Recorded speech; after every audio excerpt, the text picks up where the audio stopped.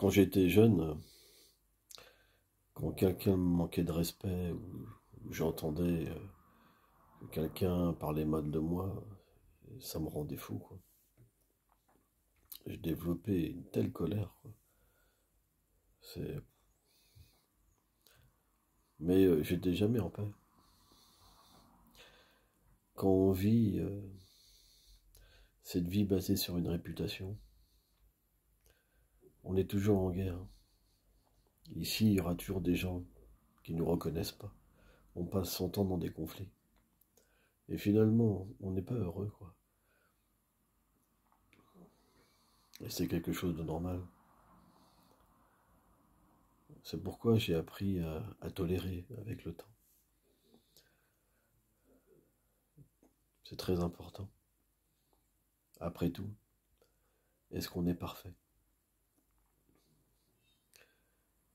Et puis, il y a une règle dans la spiritualité, c'est que quand quelqu'un voit des défauts en toi et que tu tolères, alors ces défauts te quittent et tu peux progresser. On a le choix. Soit on voit tout d'une manière positive et on engage les êtres pour nous permettre d'évoluer,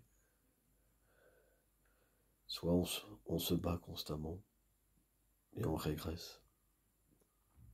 C'est pourquoi c'est un exercice facile. Quand quelqu'un vous critique, tolérez, pardonnez, et vous verrez le bien que ça fait. Ça vous libère. C'est quelque chose de magique. Mais par contre, si vous craquez, alors vous êtes de nouveau emporté par la colère. Et la colère, ça se reporte sur les autres. Alors ils deviennent en colère, et tout le monde vit en colère. Et quand il y a cette colère-là, on tombe véritablement dans l'ignorance de notre réalité interne. C'est pourquoi la pratique de yoga, par exemple, elle vise à rentrer en nous-mêmes et avoir une vie d'introspection. Qu'est-ce que je cherche? Le bonheur? Me libérer? Ou alors être esclave de ma colère, de ma réputation? On devrait vraiment réfléchir sur tous ces points. Faire des bons choix dans notre vie, c'est important. Alors c'est pas facile, mais tout le monde peut faire. Tout le monde peut tolérer, tout le monde peut pardonner. Simplement, une fois qu'on commence, alors au début c'est dur, mais plus on le fait, plus on voit la vie différemment.